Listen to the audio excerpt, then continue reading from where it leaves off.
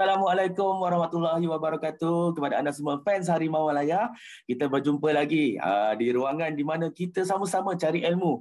Dan seperti biasa kita akan bawakan kepada anda tokoh-tokoh bola sepak yang luar biasa pencapaiannya. Dan hari ini Alhamdulillah saya berasa sangat bangga sebab dapat satu sesi khas bersama coach yang pernah memenangi double treble bersama Kedah. Kedah pantang kalah, walau sakit jatuh dah rebah.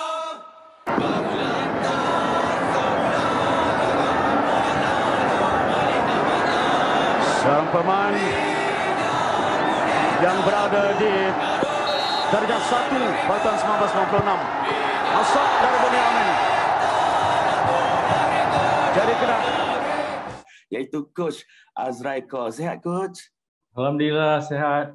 Alhamdulillah. Assalamualaikum semua. Waalaikumsalam. Coach, muka memang macam dulu sama aja ya, maintain muda aja ya. Alright, coach. Kita punya perbincangan biasanya berkaitan dengan bola sepak tempatan lah, situasi semasa. Okey, saya nak mulakan bila semalam bangkit satu kenyataan daripada sebuah portal sukan lah, dia mengatakan ada cadangan baru terhadap format Liga Malaysia, iaitu penambahan 18 pasukan di Liga Super, termasuk Liga Simpanan dan bawah 17. Saya perasan dekat Facebook coach antara orang terawal lah untuk bagi komen. So boleh coach sharekan dekat sini apa pandangan coach terhadap cadangan tersebut? Okey. Pertama sekali Assalamualaikum warahmatullahi wabarakatuh. Selamat pagi pada penggemar bola sepak di Malaysia, terutamanya Harimau Malaya. Okey, saya sebenarnya tengok pun melalui media di Facebook menyatakan penlibatan 18 tim untuk tahun 2023 kan. Bagi saya lah, mungkinlah rumbutan dan dalam media di antaranya yang disampaikan oleh penyokong tu pihak berkenaan ambil iktibar juga, sekurang-kurang dia respon dan juga satu benda yang saya rasa ke arah yang lebih baik. Jika kita memandangkan yang kalau sekarang ni berapa game saja kan, dengan keadaan tim yang limited dan sebagainya, satu petanda yang baik sekiranya. Kalau bagi saya, kalau boleh buat 20 tim lagi elok. Kalau kita tengok di EPL semua, di antaranya saya rasa pemain-pemain kita we need more games. Kita perlukan lebih game untuk lebih mantap dan lebih berjaya lagi dalam liga kita. So di antaranya juga kita terbaca juga lah di antaranya di liga-liga tim di M3 dan sebagainya, bahagian daripada tim daripada Liga Peringkat akan dinaikkan pada Liga Super dan sebagainya, satu petanda yang baik actually. Dan kalau di Facebook saya pun saya cadangkan juga, sekiranya kita punya development team kan, President Cup ke M3 apapun, kita boleh tambahkan tim dan supaya lebih perlawanan, melainkan seperti diletak sebagai macam President Cup ni sekarang ni dalam bentuk kita ada 3 zone dan sebagainya. Kalau sebolehnya gabungkan semua sekali, I think the young boys need more games. Selain pada ni kita tengok kita punya kelemahan di pangkat-pangkat ni sudah terbukti dah baru ni ya, di kita punya AFF Suzuki dan juga Under 23 kita gagal. So untuk di antaranya satu daripada orang kata tindakan-tindakan yang kita ambil untuk memperbaiki kita punya mutu permainan untuk pemain-pemain muda kita ni adalah lebihkan perlawanan dan sebagainya. Itu yang saya nampak lah, dan apa sekalipun kita nak share supaya pandangan masing-masing dan sebagainya, tapi bilangan tim bertambah dengan tambahnya perlawanan, saya rasa satu benda yang positif lah, satu tanda-tanda positif dalam bola sepak kita dalam musim yang akan datang, insyaAllah. Coach, kalau ikutkan Liga Simpanan ni memang ada tahun 90-an macam tu kan, kemudian dimansuhkan. Actually, pada pendapat coach, apa kepentingan adanya Liga Simpanan ni? Actually Liga Simpanan tu lebih pada masa dulu tu kita tengok lebih pada pasukan-pasukan negeri lebih pada development, daripada akar umbi dan Piala Belia dan juga Piala Presiden. Dan bagi saya lah, setelah sekian lama liga tu berjalan, melainkan 2 musim yang sudah terpaksa kita batalkan oleh kerana pandemik COVID dan sebagainya. Itu satunya platform lah kononnya bagi pemain-pemain muda yang menyiapkan diri untuk dipromot ke senior team. Tapi apa yang saya nampak adalah orang kata kalau pemain-pemain tu bagus di peringkat awal tu pun dalam usia yang muda pun kita dah boleh promote dia, tak perlu melalui Piala Belia atau Piala Presiden dan sebagainya. Tapi yang penting sekali itu kita wujudkan platform untuk pemain yang bawah umur 21, 20 tu main dalam Piala Presiden, lebih pada orang kata pembangunan dan apa yang kita nampak dekat sekarang tu memang pasukan-pasukan negeri setelah sekian lama tu dia guna tim tu sebagai platform mencari bakat-bakat baru lah. Okey. Kebanyakan pasukan, okey kita contohlah yang kebelakangan ni kita nampak player yang bermain cemerlang kat Piala Belia, kemudian pergi ke Piala Presiden pun belum tentu diserap ke skuad utama. Jadi mungkin lambakan player muda yang timbul tu laluan platform yang diorang nampak adalah Liga M3. Adakah itu macam, yalah bila kat Liga M3 mungkin pandangan orang kurang kualiti. Adakah itu merencatkan pembangunan player-player muda yang ramai tu? Sudah tentu bagi saya kalau kita tengok Liga M3 itu dia punya mutu, dia punya kualiti itu kurang sikit oleh kerana tim-tim yang ambil bahagian selalunya pun kita tengok menghadapi banyak masalah di segi terutamanya segi financial, segi kewangan dan sebagainya untuk sustain, untuk melalui satu jangka masa dalam liga tu mereka hadapi masalah dan sebagainya. Tapi bagi pemain-pemain daripada peringkat belia, katalah dia lepas 19 tahun tu dia pergi selection untuk Piala Presiden tak dapat dia cari platform juga cari supaya dapat dah juga peluang main di M3 dan sebagainya. Macam tu juga Piala Presiden. Apabila dia dah sampai umur, dia dah naik ke Liga Premier dan Liga Super, tak ada ruang. Tu the only place yang dia ada, dia tak ada pilihan M3. Di situlah kita tengok. Tapi oleh kerana tim-tim kita tengok seolah dia menjadi satu norm. Satu ni player-player yang bawah umur ni seolah-olah macam wajib melalui lepas umur 16, 17, 18 tu pergi main untuk Piala Belia, lepas tu dia nak kena pergi di Piala Presiden dan sebagainya. Bagi saya tak perlu. Di sinilah orang kata sekarang ni dah ada FC kan. Dulu kalau kata FA tu dia sepatutnya dia ada dia punya technical director, dia punya technical team tu evaluate, menilai pemain-pemain yang berbakat daripada Piala Belia dan sebagainya supaya kita pantau player-player yang berbakat tu kita diserap ke player senior secepat mungkin. Tak semestinya mereka kena melalui Piala Belia dan juga Piala Presiden. Contohnya macam time saya bawa tu daripada 2004 saya ambil alih daripada jurulatih Brazil Miradina tu untuk Piala Malaysia.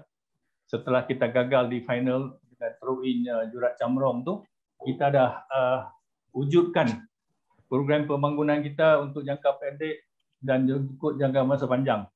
So arwah Datuk Basri bersama dengan saya kita wujudkan satu program daripada tahun 2005 sampai 2015, dalam 10 tahun tu kita nak tengok sesuatu pencapaian.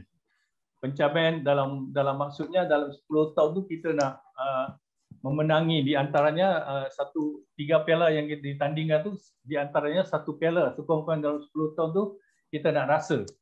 Alternate years pun tak apa, selang-seli pun tak apa, kita nak rasa 3 piala tu. Piala FA, Piala Liga dan juga Piala Malaysia. Di situlah dengan orang kata masa tu tim Kedah ni dia orang kata di segi kewangan tak mewah. So kita mau tak mau kalau nak kita contoh masa time saya dulu tu memang dalam liga tu belum wujudnya JDT lagi, Real Madrid Malaysia. Faham. Bukan Pahang. So di mana time time tu pasukan tu dibarisi oleh bintang-bintang dan sebagainya. Bagi kita di Kedah pula, setelah kita gagal di Piala Malaysia 2004 tu, dengan perancangan kita tu, kita memang tak mampu nak beli pemain-pemain star dan sebagainya. Dan bagi kita, setelah bincang secara mendalam kami berdua dengan arwah, dan kita come up with a 10 years plan, di mana kita mula buat kita punya development. Di situlah sebagai orang kata ketua jurulatih tim senior, masa tu kita tim Kedah pun dah jatuh ke Liga Premier lah. 2005. Tapi mau tak mau, oleh kerana kita nak bangkit, so kita wujudkan satu program pembangunan. Macam mana kita nak bangkit dan sebagainya. So tentunya dia mengambil masa dan juga orang kata hard work lah. Kita tak berhenti.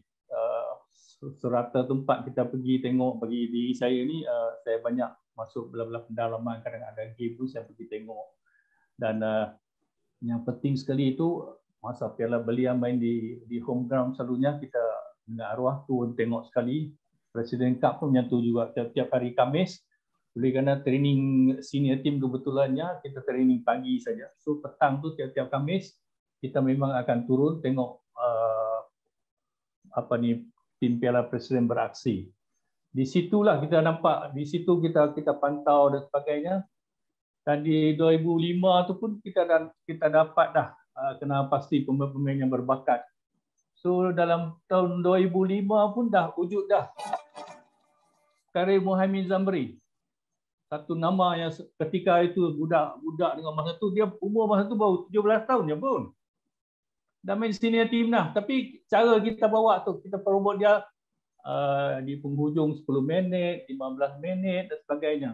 So di situlah apabila tiap-tiap hari Khamis saya turun tengok game Piala Presiden, pemain-pemain Piala Presiden pun bermotivasi. Oleh kerana setelah 2-3 minggu saya pergi tengok, dah ada player daripada squad Piala Presiden dipromot ke tim senior. So berikutnya timbul kita punya Badrul Bakhtia, Sabri Abu, Fadli Baharum, satu persatu kita naik. Di situlah kita bagi cara kita buatlah ala Kedah. Ala Kedah, orang-orang Kedah ni kan. Tak mewah duit tapi kita punya perancangan yang jitu. Dengan gabungan arwah dengan diri saya sendiri, tiap-tiap hari Khamis memang home and away kita pergi tengok. Kalau dekat utara Malaysia ni, Kedah, Perak, Perlis, Penang, kita sampai. So di situ kita dapat kenal pasti pemain yang sesuai untuk kebetulannya, sesuai untuk kita punya tactical, kita keperluan dalam tim. Saya sendiri nak pakai players tu, saya kena tengok, bukan atas recommend pada coach, oh you hantar you punya best player, tak ada. Benda tu kadang-kadang bukanlah kita nak ni, kadang-kadang benda wujud juga. As a coach, dia ada dia punya favorite player. Kalau kita suruh dia recommend atau suruh dia hantar, sudah tentu dia akan hantar dia punya favorite player. So di situlah saya nak share juga satu insiden. Kalau awak masih ingat Shakir Ali. Ingat tak Shakir Ali? Ingat. Shakir Ali pada masa tu dia bukan pemain regular dalam Piala Presiden Kedah. Okay. Tapi kebetulan di antaranya satu game yang saya tengok apabila ada striker yang injured, so Shakir Ali ambil alih tempat striker dan sebagainya.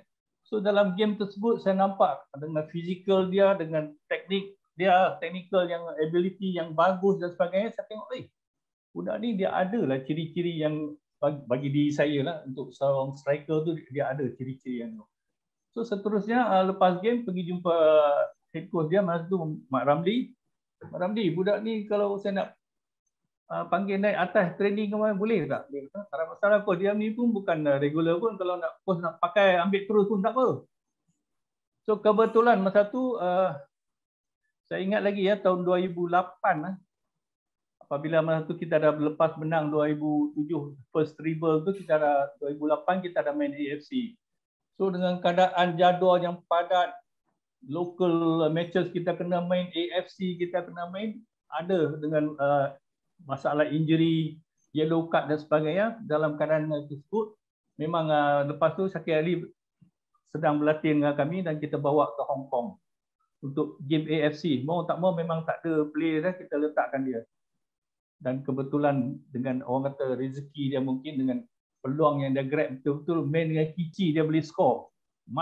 Partner dengan Malon pula tu. So dalam keadaan tu game by game dia keep on improving. Di situlah lepas tu Raja Gopal tengok berkenan dengan player ni, dia minta nak pinjam. So sekali pinjam terus 2 tahun bersama Harimau Muda. So lepas dia punya playing days dengan Harimau Muda, dia terus wakil negeri-negeri sebagainya. Di sinilah kita kadang benda bakat-bakat yang kita dapat kadang-kadangnya atai okta cara kita. Bagi saya, saya striker jenis ni saya nak jenis macam mana. Untuk flanker saya nak jenis mana. So di situlah apabila kita sendiri turun ke padang, kita pergi evaluate, kita pergi nilai pemain-pemain tertentu. Di situlah apa yang kita buat di pasukan Kedah adalah menyatulah. Satu persatu kita naikkan dan tiap-tiap game apabila kalau main di mini stadium Jitra tu, kehadiran arwah Datuk Basri dengan saya tu memang player tu sampai coach Mak Ramli kata, coach saya tak payah bagi pep talk lagi kalau coach ada di tepi padang. Player dah automatic motivated dah. So benda-benda macam tu satu motivasi untuk pemain supaya dia akan buat yang terbaik supaya dia dapat peluang dinaikkan ke satu level yang lebih tinggi dan sebagainya lah. Itu apa yang kita buat di Kedah. So di situlah kita tengok kalau kita tengok tiap-tiap tim dia ada cara dia sendiri. Tapi kami di Kedah ni memang itu caranya kami buat dan akhirnya step by step kita lalui lah, dan nanti later on saya akan ceritalah macam mana kita capai sasaran kita sampai kita mencapai orang kata double triple dan sebagainya.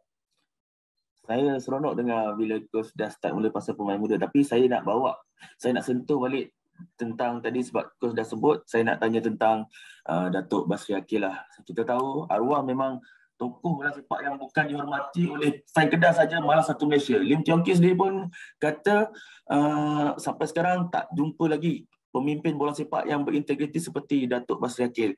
Boleh tak macam Coach Azrai pernah bekerjasama, sharekan secara peribadi macam mana passion dia dalam bola sepak?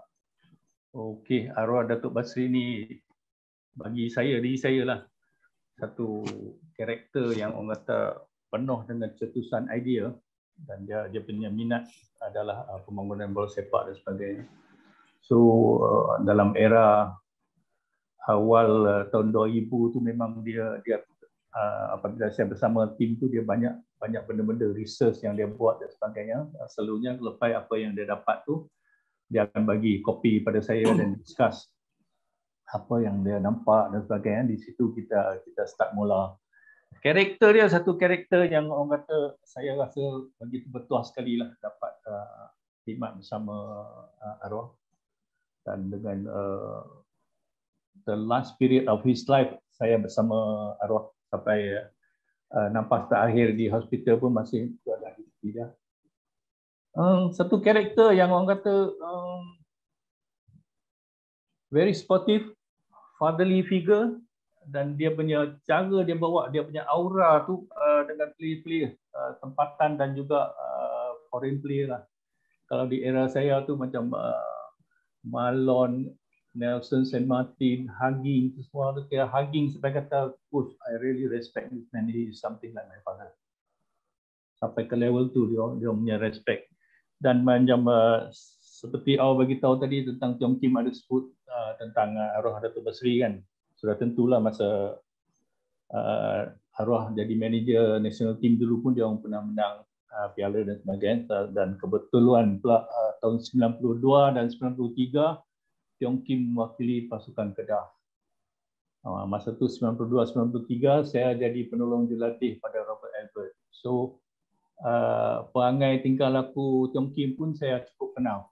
Satu player yang betul-betul serius tentang game, very good professional, dan dia cara dia bawa diri dan sebagainya sampai hari ini kita tengok kejayaan dia sebagai kebetulan dia punya kejayaan dan macam mana he equip himself dengan knowledge dan sebagainya.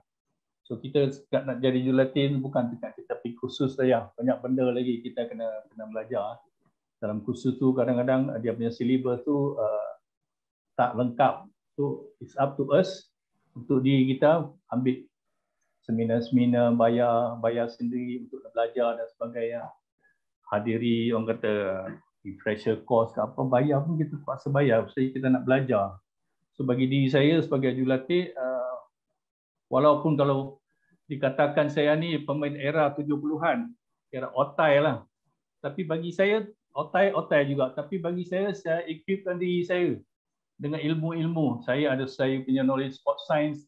I'm a qualified sport science level 1, level 2. Physical fitness punya course pun saya pernah attend dan saya masa bawa tim Kedah menang double triple tu, masa tu saya tak guna fitness coach. Oleh kerana saya fitness coach, lesen saya tu saya guna sebagai fitness coach punya lesson.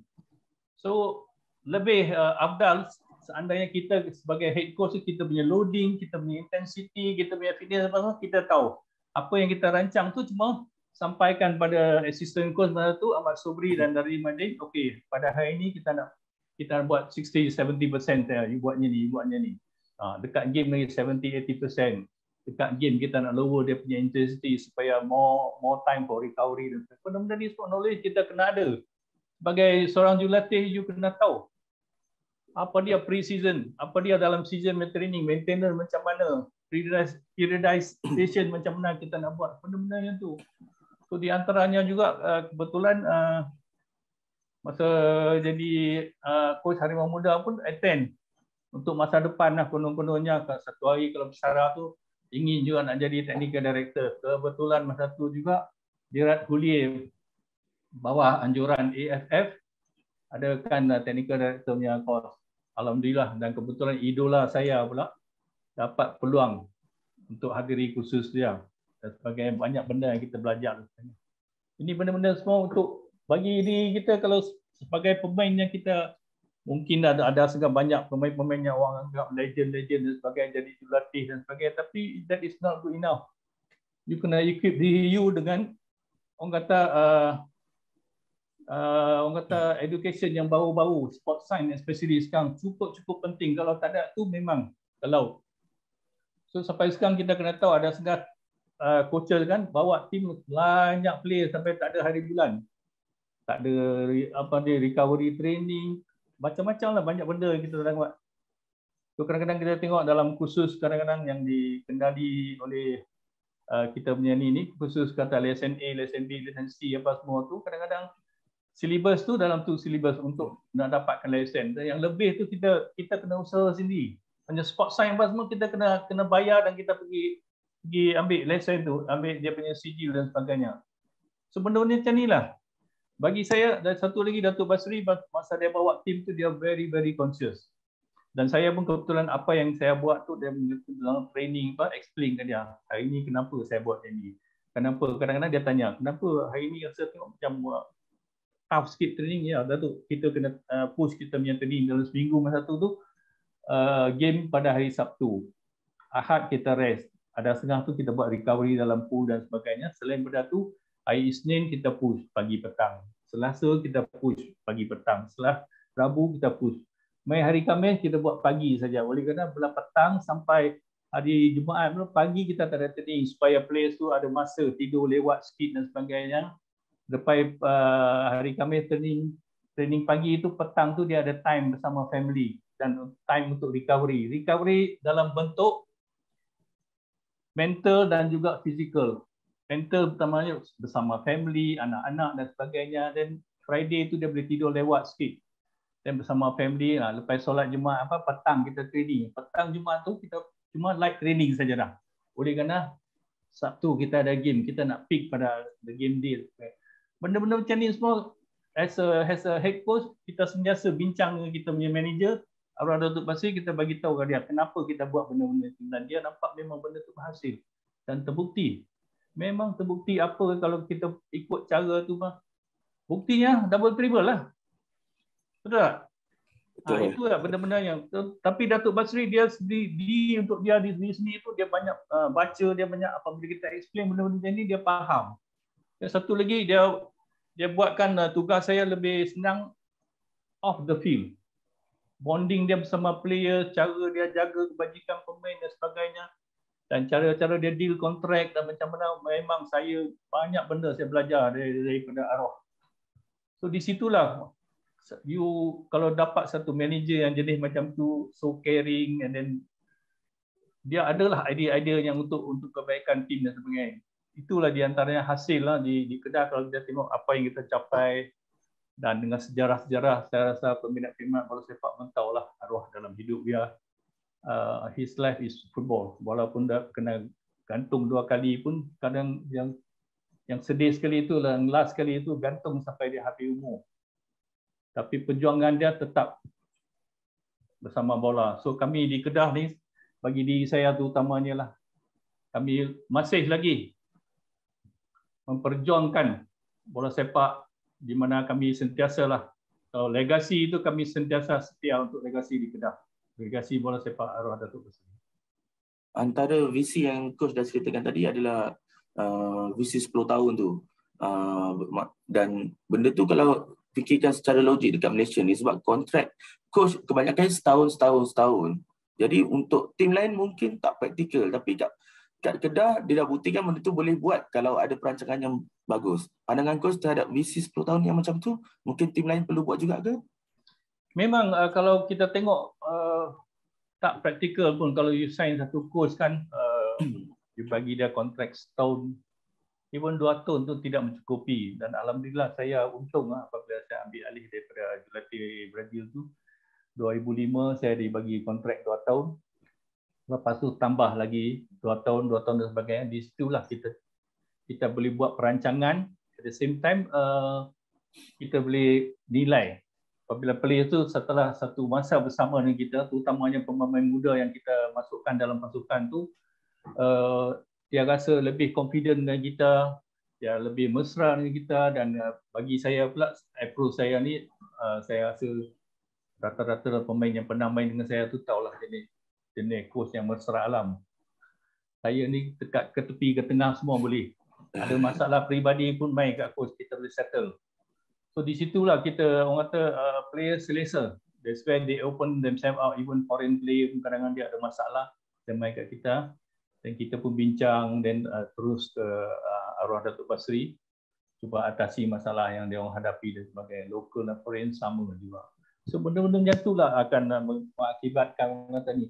Masa bagi saya, kita kadang-kadang kita sign even foreign coach sana, satu musim dan sebagainya. Dia datang untuk bagi masa untuk dia menyesuaikan diri, itu satu hal. Dan yang kita sign tu dia punya latar belakang, dia punya rekod pun kita tengok. Ada setengah kita tengok kita tak mau nak tegur lah kan. So dengan keadaan yang sedemikian tu, apa kita harap daripada foreign coach? Dan berapa foreign coach di Liga Malaysia kita yang cemerlang? Banyak di separuh jalan. Ada setengah tu orang kata di Malaysia ni budaya rehatkan coach pun satu-satunya unik lah. Betul tak? Kalau luar negara you tak perform, terminate you punya kontrak, sack, habis. Ini rest, assistant ambil alih dan sebagainya. So benda-benda macam tu lah. Banyak benda lagi kita actually kena cara halusi yang paling penting sekali itu pengurusan tim lah. Apabila you assign satu post tu, check betul dia punya latar belakang, apa dia boleh buat dan sebagainya. Jangan katakan dia main, katalah Mak Saleh ni dia datang tu, apa dia cakap, I can do this, I can do that. Dan orang kita apabila dengar Mak Saleh tu cakap I can do this, I can do that, oh, jangan kacau dia, bagi dia free hand, bagi dia buat apa yang dia nak buat. Kadang-kadang apa dia buat? Sekali ke laut, rehat juga malah pun. So kalau kita local coach, kita pernah buat ni, kita buat yang ni, petikai lagi, betul ke yang ni ke yang tu, itu benda-benda macam tu. So dalam liga kita itulah. Okay, so saya nak masuk ke bahagian pemain muda tadi. Coach kata bila management bagi tahu bajet tak seberapa kan, nak kena banyakkan pemain muda tu. Masa tu coach rasa apa? Coach memang dah ada keyakinan untuk guna pemain muda tu benda yang positif, atau buat asalnya adalah sebab terpaksa lah. Dan kemudian bila dah start tu, macam mana coach dapat keberanian dan keyakinan untuk rasa betul pemain muda ni akan bawa Kedah? Okey, keadaan kita di Kedah dulu tu setelah kita jatuh ke Liga Premier pada tahun 2005 tu, memang kita start kita perancangan 10 tahun tu, 2005 sampai 2015 tu, di mana terus terang saya bincang dengan arwah Datuk Basri, Datuk, kita kalau nak kod budaya macam tim-tim lain ambil player daripada luar Kedah tu, kita memang tak mampu. Dan pada masa yang saya masuk dalam tim Kedah masa tu pun, jurulatih Brazil tu dia bawa masuk budak luar daripada Kedah, kita kata local import lah, banyak.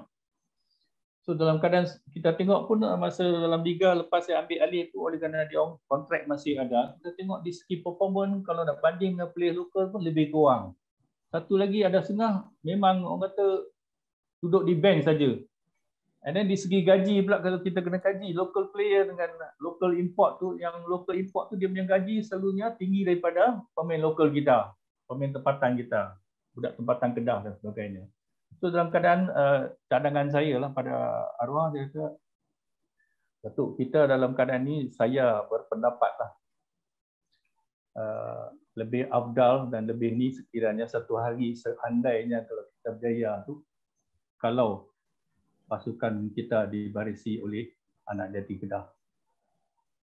Di situ tidak boleh dinafikan saya ni memang orang kata semangat kenegerian tu memang tebal dalam diri saya, oleh kerana I was a state player, I was a Kedah player sampai habis saya punya career, sampai saya besar. So arwah pun setuju, what you gonna do? Saya kata lah macam ni lah, kita apabila pemain luar daripada Kedah habis kontrak tu, seboleh-bolehnya minta kerjasama daripada Datuk, kita tak payah extend kontrak. Biar kita ada di Liga Premier pun, kita buat kita punya development. Kita try kita cuba bangkit dengan cara kita sendiri. Masa tu kita punya bajet sebenarnya kita dapat daripada PKNK 3.5 million saya tahu. 3.5 million kita dengan keadaan sedemikian. So saya kata cara dia macam ni lah. Apa yang kita buat sekarang ni, kita turun pergi tengok di President Cup batu pun kita dah. Sekarang ni kita first play kita dapat dah Karim Muamin sama kita dah. Budak ni berbakat. Dan kita di antaranya era saya tu Karim Muamin at the age of 18-19 dah masuk dalam national team under 19. Under 19 dia main, under 23 dia main, senior team dia main, dia tapau semua. So lepas Karim Muamin, Badrul Bakhtiar naik, Sabri Abu naik, satu persatu. So di situ kita nampak apa yang kita buat tu betul. Dan di antaranya approach saya lah. Apabila kita bawa young players masuk dalam senior team tu, kita taklah bagi dia instruction yang sampai pening memeningkan dia, bagi tahu dia simple. Kalau kau main flank, dapat bola tengok Nelson, discuss dengan Nelson yang style kebetulan pula, dia bagi tahu kat player, when I got the ball, I will never pass to your feet. You look for the space in front, I will give you the ball there, you just go attack the space, you don't even have to beat the defender. You get the ball, you cut in, and then look for Malon and Hasmawi. Masa tu. Itu benda-benda yang simple di mana Karim Muamin, Badrul Bakhtiar semua dia boleh perform benda-benda. So pelan-pelan lah kita bagi 10 minit, 15 minit, 20 minit, pelan-pelan. So game by game play ni dapat keyakinan. Orang kata satu lagi pula, kita banyak, as a coach kita banyak motivasi ya. Bagi dia motivasi dia, bagi dia galakkan, bagi dia confidence sebagainya. Supaya kita nampak players by players. So di situlah apabila kita buat benda-benda macam tu, kita nampak dia punya hasil. Dan sampai ke satu tahap tahun 2005, kebetulan masa tu FAM tukar format Liga Perdana. Dia buat dua grup. And then juara dua grup tu terus naik ke Liga Super. Dan kebetulan pada tahun 2005 tu kita sama grup dengan Selangor. So di akhir musimnya kita kalah on point. Dan Selangor naik balik ke Liga Super, kita masih lagi ada di Liga Perdana pada tahun 2006. Dan 2006 setelah perancangan kita dan kebetulan pun kita dah masukkan masa tu dah 60-70% dah budak-budak tempatan. Budak-budak tempatan di mana kita dinaik taraf daripada skuad Piala Presiden. So masa tu kalau tu masih ingat lagi, tiap-tiap tim kita kena register sekurang-kurangnya 2 atau 3 players under 21 dalam padang dan sebagainya. pada masa tu kan kalau kita tengok match commissioner ke apa semua match check kan, tim Kedah ni bukan kata tekat guna play main pun dah 4-5 orang, dekat pen pun 4-5 orang. So dalam kerana sedemikian kita apa yang kita buat tu satu benda yang orang kata saya rasa jarang-jarang tim buat lagi dah sampai sekarang ni. So di situ kita nampak player by player dia perform oleh kerana kita bagi dia orang keyakinan, motivation yang tinggi dan sebagainya. Kita nampak the team coming up. So by 2006 alhamdulillah kita capai kita punya target, kita jadi juara Liga Perdana. Apabila menang piara juara Liga Perdana tu memang I was looking something big, dan kebetulan sinilah saya pun nak share dengan orang kata penyokong-penyokong macam mana Marlon Alex Team bersama kami di Kedah. Saya masa bawa tim Kedah pada 2005 tu saya nampak satu player yang main untuk MK Land masa tu saya begitu tertarik sekali dengan cara dia punya permainan dan sebagainya. So dalam game tu saja saya tengok bagi tahu kat arwah. Kata Datuk tu tengok yang nombor 9 MK Land. So Datuk tanya what is so special about him. Tengok cara dia. I like the way he come offer himself with the ball, the set balik. Kadang-kadang dia dapat dia cross bola ke flank dan dia masuk ke six yard box dan sebagainya. Saya kata saya tak suka striker yang tunggu buat pondok di six yard box no. Dia jenis mobile. So di situ kita ada idea sebenarnya kalau dia main dia boleh partner dengan Hasmawi Hasan macam mana kita nak interchange position cara taktikal dan sebagainya ada dah. Tapi setelah Marlon keluar daripada MP Land, dia minta masa tu dia terminate awal, dia balik. Kebetulan masa tu dia main dengan Portland Timbers di Canada kalau rasa tak saya, atau Vancouver Whitecaps gitu. So masa tu dia main tu kita memang offer dia lagi. Communicate dengan dia masa tu kan Facebook pun tak ada, apa pun tak ada, kita pakai email saja. So saya pun bagi tahu kat arwah.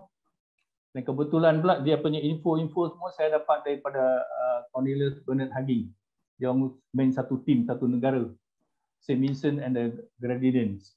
So di situlah update dia main di mana dan sebagainya. So communicate sampai hujung musim 2006 kebetulan Marlon habis kontrak dan dia communicate dengan arwah Datuk Basri dan juga Cornelius Bernard Haging kata dia nak balik, I'm available. Itu bagi saya tu satu momen yang begitu gembira sekali. Sekarang perancangan saya tu akan jadi lepas 2006 tu something big is coming in. Saya dah memang dalam liga masa tu kita tengok striker yang paling saya minat jenis-jenis itu. Dan kebetulan preparationnya Haging dah bersama kita. Dan Mei 2007 Marlon sampai dan Nelson Saint Martin pula. Nelson Saint Martin sebenarnya masa tu kita di Kedah tu direkomend oleh satu ejen daripada Ghana, satu midfielder lah. Konon he was voted as a young player of the year pada masa tu dan arwah pun tertarik dan saya pun okeylah kalau macam tu dia punya ejen nak hantar dia turun. Lebih kurang macam trial lah tengok dia punya player. Kebetulan masa musim 2007 tu kita buat pre-season punya rectangular 4 penjuru punya sekarang dia untuk main tu lah. So di situlah kebetulan masa first game tu ada 2 midfield datang daripada ejen pemain import tu, satu daripada Argentina, Maximiliano, masih ingat lagi. Satu daripada Peru, Carlos, yang ni pernah main di Liga Indonesia. So boleh cakap bahasa Indonesia sikit dan sebagainya. Tapi bagi saya nilai tak memenuhi ciri-ciri yang midfield yang saya nak.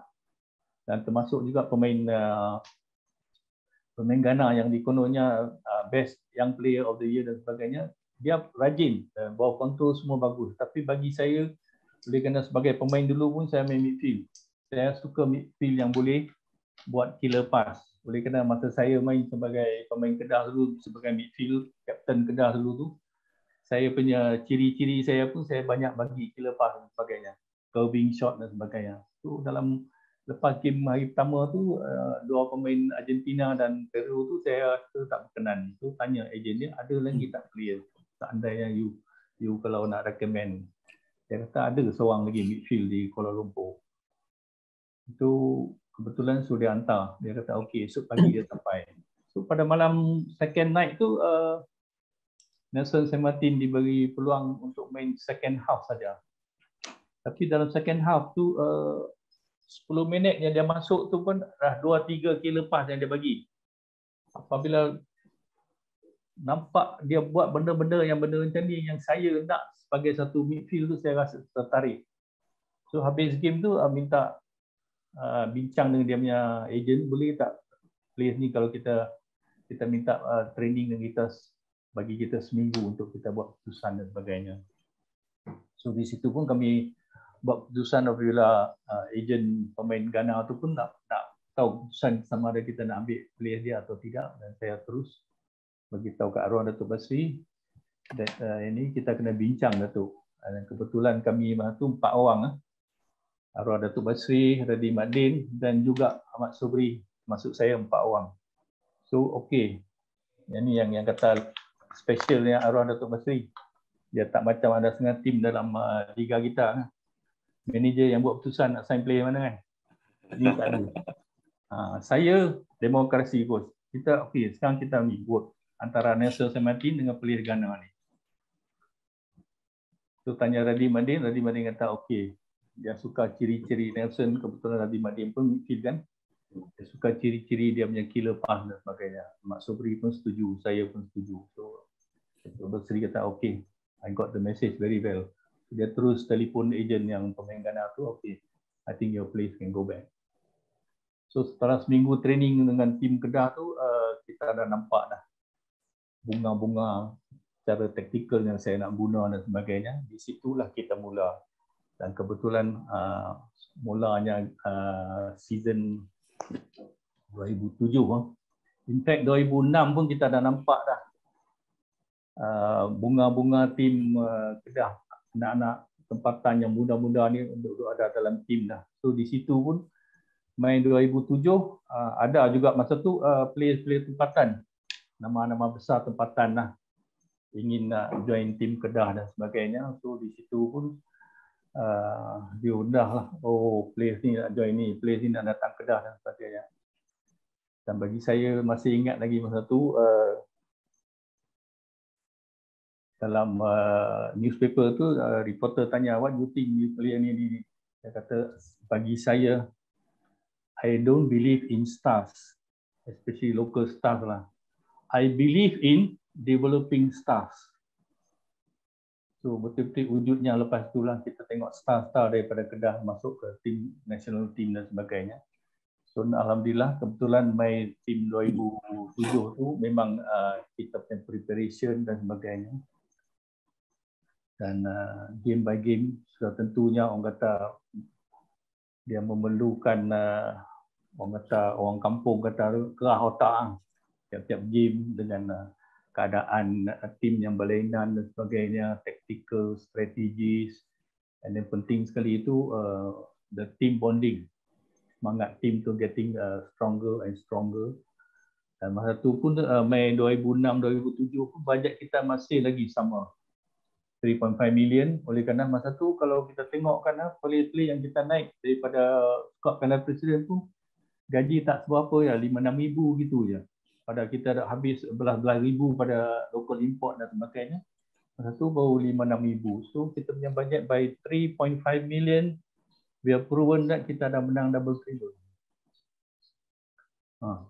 So of course perancangan tu bagi saya lah personally apa yang kita lalui dalam liga tu game by game young player dan yang constant kita bagi dia keyakinan, kita banyak motivasi pada dia. You tengok player ni dia improve, especially young players. Masa tu kalau kita tengok generasi yang kemudian lagi muda lagi tu Fadli Bahrum, Sabri Abu, Faizal Abu Bakar, Saram Sakram.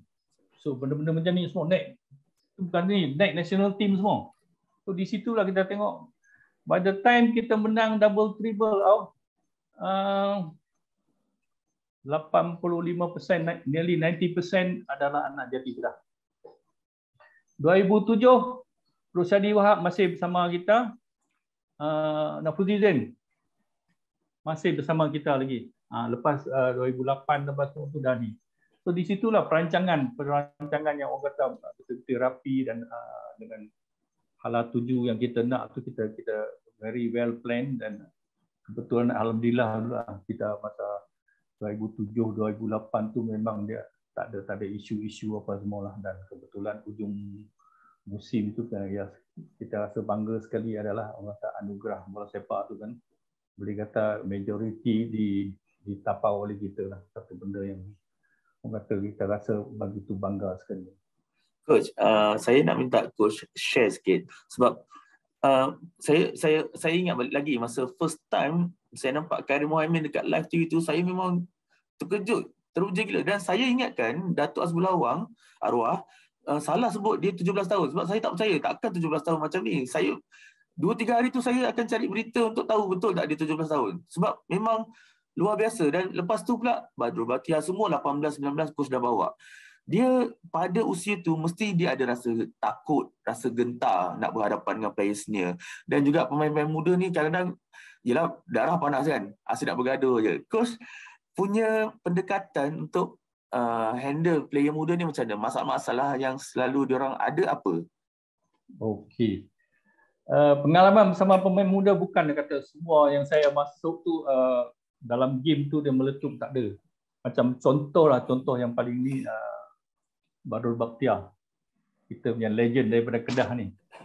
Dia masa awal, peringkat awal pun saya bawa masuk ke dalam tim 10 minit, 15 minit, 20 minit, kadang-kadang sampai satu tahap tu second half, but masuk boleh tak? Boleh. Masuk dia orang perform.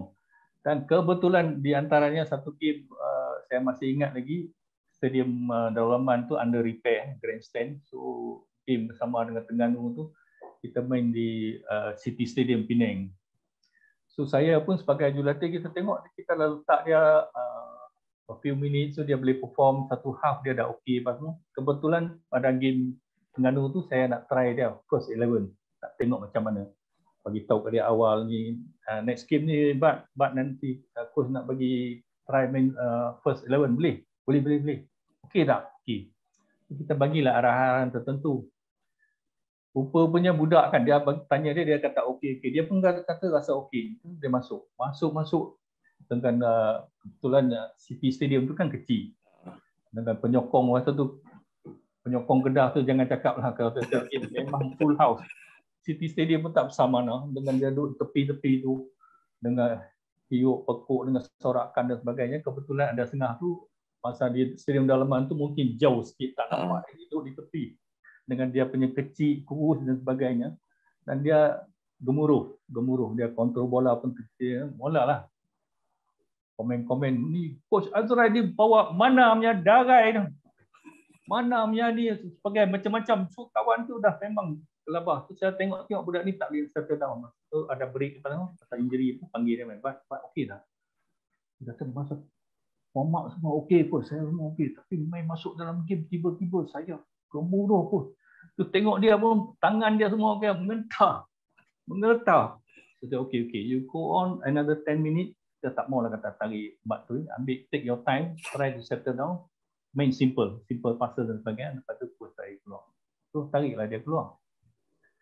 Tarik dia keluar, dia menyentuh. Benda-benda ni kita akan lalui as a coach, dan kadang-kadang dia akan berlaku pick up here and there lah. So itu perkara biasa. Tapi paling penting sekali, time-time saya bawa tu, walaupun play-play muda, kita banyak saya tanamkan orang kata nilai-nilai murni dalam bola sepak. Kalau tim kami main ni, kalau nak kata dapat yellow card ni kira minimum sangat-sangat lah. Nak kata tapi ketumbuk ke apa, tak ada. I always kata, ada apa infringement, just walk away from the ball, don't even argue with the referee. Kadang-kadang macam Malon pun dia ni awal-awal ni bagi tahu kat Malon, no argument, because you cannot change the decision already made. Just walk away, ignore them. Otherwise, some purposely they will come, they will provoke you dan sebagainya. Kadang bagi tahu kepada budak, boys, kadang-kadang tim akan provoke. Dia orang tahu kita bagus. Kau budak-budak lagi, dia akan gertak dan sebagainya. Oi, bodoh, budak bodoh, ni macam-macam dia macam itu. Dia kata jangan layan, jangan layan dia punya provokasi dan sebagainya. Kita just walk away dan kita main bola. Kita nak clean bola. So kalau tengok time-time saya tu memanglah kalau ikut-ikut tu fair play pun kita dapat dan sebagainya. Tak ada isu, tak ada kecoh. So kebetulan dalam keadaannya tu kita bawa anak-anak muda tu, dia tahu sampai ke satu level di national team tu kita tengok ada setengah coach daripada national team mereka jumpa sudah tentu kita tanya how is my boy, budak-budak you semua okey, tak masalah. So benda-benda tu lah orang kata pendekatan kita dengan terhadap player, how you train them mentally and physically, itu penting. Selain pada technical training kita bagi, tactical ni di luar tu. Saya kalau free time tu kadang-kadang away game tu lepas dinner sembang dalam bilik ini, satu bilik ruang bilik mesyuarat, just discussion dan sebagainya, motivasi, share pengalaman kita. Benda-benda macam ni penting. Apart from that, sudah tentunya lah sebelum tu arwah dengan dia punya talk tu memang. So benda-benda macam ni, it plays a very big part. Bukan kata bola sepak ni dalam padang.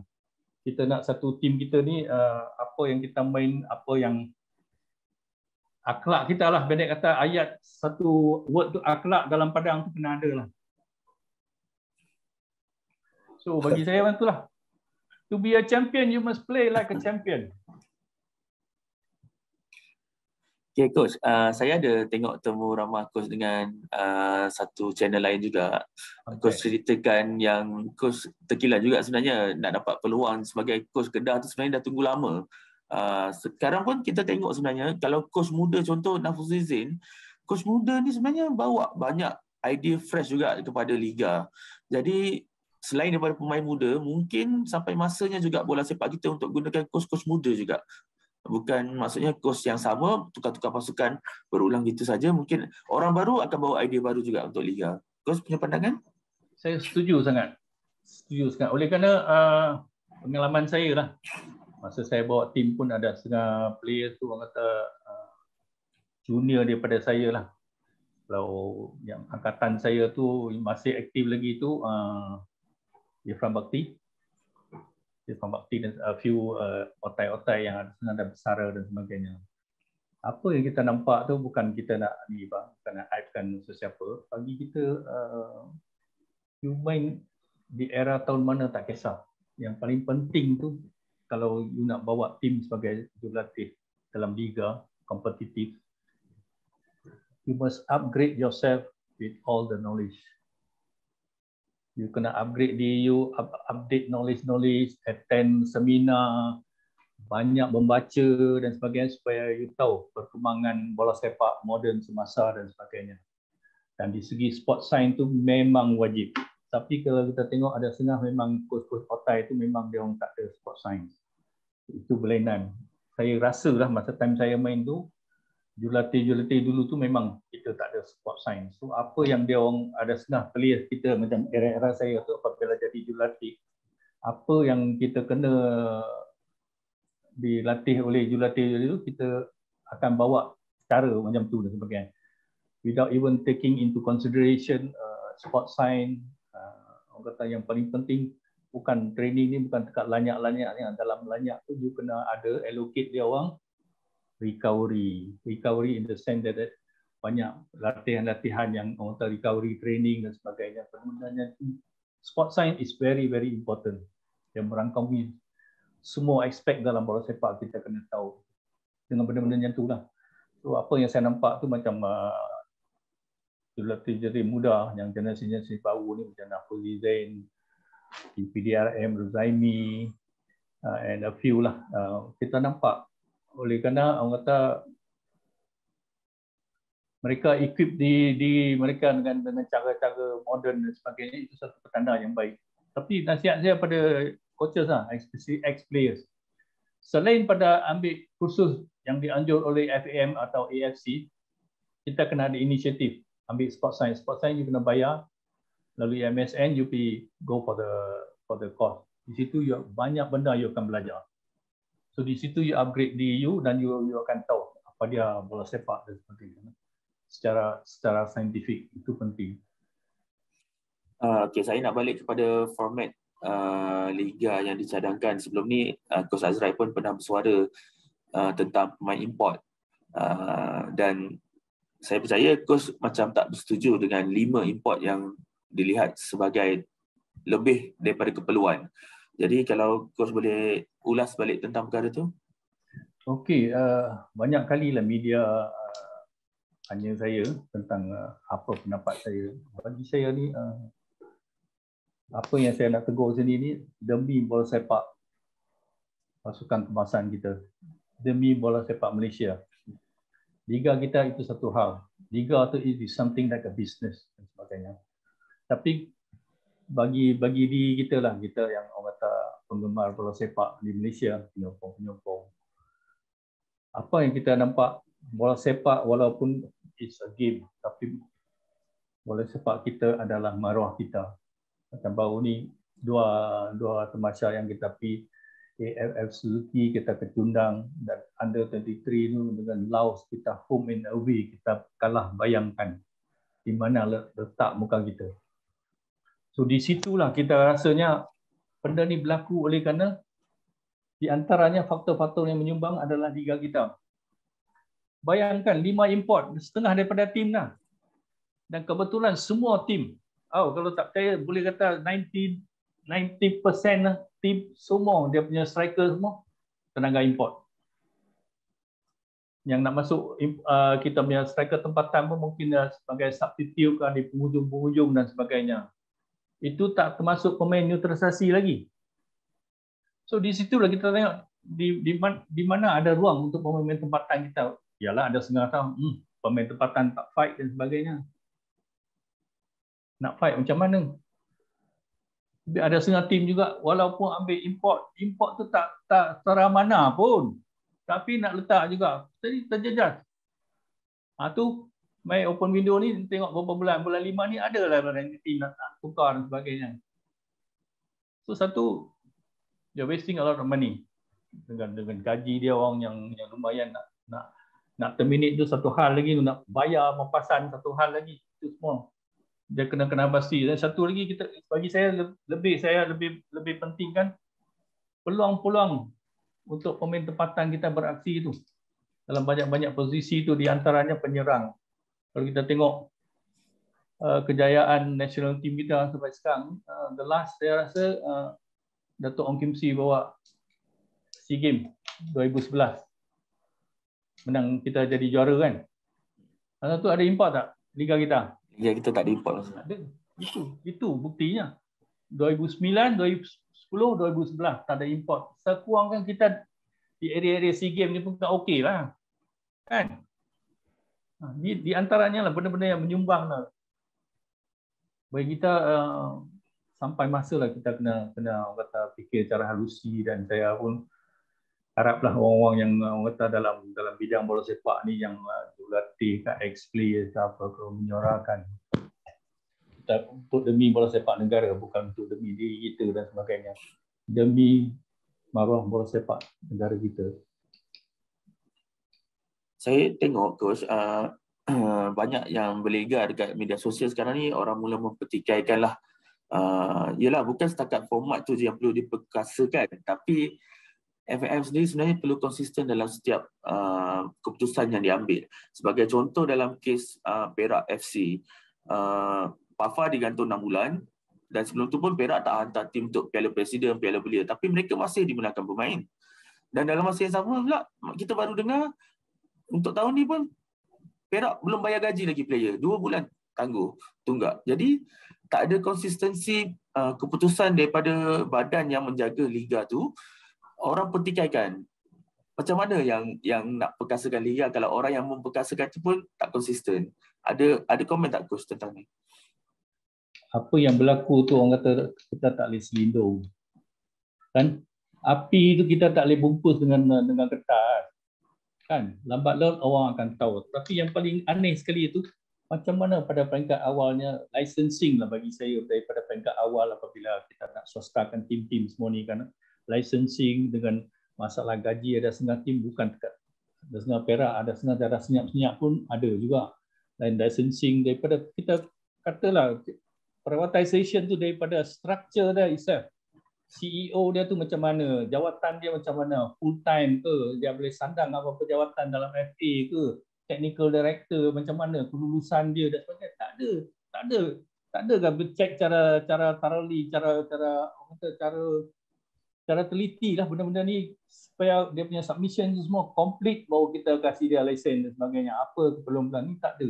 Kita tengok banyak benda lah yang kita tahu. Tapi kita di sini ni bukan nak kata aibkan sesiapa, tapi orang yang ada di situ tu tepuk dada tanya selera, tanggungjawab ada di tangan awak nak awak kena buat. Ini adalah orang kata liga kita, benda ini imej negara kita. Itu penting. Dan benda isu gaji ni bukan sehari dua hari, lama sangat dah. Yang paling sedih sekali tu orang kata yang jadi mangsa siapa? Pegawai pasukan, jurulatih, pemain-pemain, dia orang ada tanggungjawab masing-masing.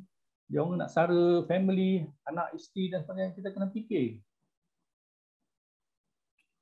Okay, Coach.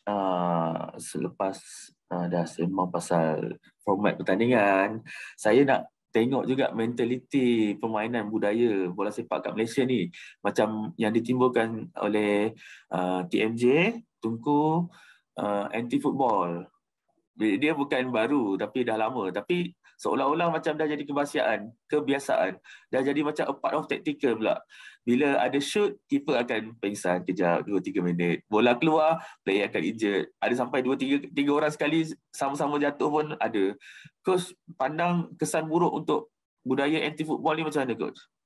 Ini memang benda ni bukan sehari dua, berlaku lama dah. Ada tim-tim. Tim-tim yang tak berapa ni, dia rasa kekuatan dia tak ada. Dia cari jalan mudah. Nak didik. Time-time saya pun memanglah sentuh saja tidur. Lepas itu datanglah dia punya medical team tu, dia punya yang medical team tu main spray lah konon. Lepas tu pada masa yang sama bawa air masuk player minum dan sebagainya. Tapi kalau player tu injured betul-betul carry keluar, ambil treatment memang tak apa ni, lepas spray keluar, lepas tu masuk balik. The keeper macam tu kan, lepas tangkap bola tu rebah kat situ 2-3 minit. Apa yang berlaku tu satu benda yang negatif dalam bola sepak lah, kita memang akui lah. Tak sepatutnya berlaku. Tapi orang kata pendekatan jurulatih tersebut yang dia ambil jalan tu, bagi dia itu satu cara nak selamatkan dia, nak didik dan sebagainya. Baru ni kita tengok satu game di dalam liga kita, awal-awal musim tu memang tak sepatutnya berlaku. Tapi it's up to the tim masing-masing punya mentality lah. Yang paling penting sekali jurulatih tersebut lah, yang dia bawa tim tu. Dan yang penting juga saya rasa di pihak pengadilan pun kita kena beri perhatian yang lebih pada tim-tim yang wasting time wasting cara negatif dan sebagainya. Kalau dia buat banyak tu dalam tim, cuba tengok dalam dia rebah cara sengaja ke apa, bagi yellow card dulu, tengok apa dia nak buat. And then that is the way lah kita nak buat. Dan sekarang league pun dah mula dah. Kalau lebih eloknya sebelum league mula tu kan taklimat, masa sesi taklimat tim-tim semua, saya rasanya pihak pengadilan tu masa bagi taklimat tu boleh sampaikan benda-benda macam ni for the best of football. Kita tak nak negatif football macam tu. Okay, Coach. Memang tak fair lah, tak fair bagi tim-tim yang betul-betul prepare, orang nak menang, orang nak ni apa semua, tiba-tiba kita datang dengan benda-benda negatif. Sepatutnya tak berlaku lah sekiranya jurulatih itu dia bersikap positif dalam bola sepak. Okay, Coach. Soalan terakhir pada saya, sebab kalender bola sepak tahun ni memang boleh katakan yang paling padat lah. Banyak kejohanan, bawah 23 dan senior juga. So, Coach rasa dalam masa beberapa bulan sebelum menjelang kelayakan Piala Asia dan kejohanan AFC bawah 23, apa yang boleh pelbagai pihak sama-sama bantu untuk pastikan tim nasional tu berjaya disiapkan? Bagi saya, seruan saya lah pada semua tim, bagi kerjasama pada kita head coach baru ni, Tim Panggon kita, apabila dia senaraikan pemain-pemain untuk latihan pusat dan sebagainya, pohon bagi kerjasama demi orang kata bola sepak kebangsaan kita lah. Kalau dia berlaku juga macam sebelum ni yang apa yang Coach Tan Cheng Ho alami itu kan memang tak boleh nak buat apa juga. Dan kadang-kadang kita kena ambil kira mulanya liga sudah tentunya semua tim nak guna player dalam keadaan tu juga mungkin Ketua Jurulatih akan rancang dia punya international friendly here and there. So, tentu saya sudah pasti dia akan hadapi banyak masalah. Tapi mudah-mudahan kita dapat bincang secara positif, bagi ruang pada pasukan kebangsaan dan sebagainya. Kalau tidak, kita rasa dengan masa yang singkat tu, preparation tu kita akan hadapi masalah. Itu satu lagi, dan tentu jurulatih baru pula, pemain pun akan ambil masa untuk serasi dengan dia dan sebagainya. Tapi yang paling penting sekali kerjasama daripada semua pihak, semua tim untuk memberi laluan yang mudah pada jurulatih, ketua jurulatih kebangsaan kita. Okey Coach, sedar tak sedar dah sejam dah kita bercakap ni. Rasa tak puas sebenarnya. Tapi tak apa, kita reserve. Kalau ada isu lain kita akan panggil Coach Azrael lagi. Terima kasih kerana sudi luangkan masa bersama Harimau Malaya. Kami hargai sangat perkongsian daripada Coach. Saya percaya ramai yang dapat manfaat. Saya pun duk tengok you punya YouTube ada, tengok sembang boleh tahan. Sebab saya pun uji poti juga. Satu benda yang positif lah kita share kan. Kita bukan kata nak ni apa menunjuk jari ke mana-mana pihak. Apa yang kita discuss tu secara positif. Bagi kita tu, kita ni sebagai bekas pemain negeri, bekas pemain kebangsaan, jurulatih dan sebagainya. Kita ada pandangan-pandangan kita demi orang kata kebaikan bola sepak Malaysia kita. Memang best Coach. Okey, Coach, ada rezeki kita jumpa lagi. Terima kasih banyak-banyak Coach. Jumpa lagi. Assalamualaikum. Waalaikumsalam.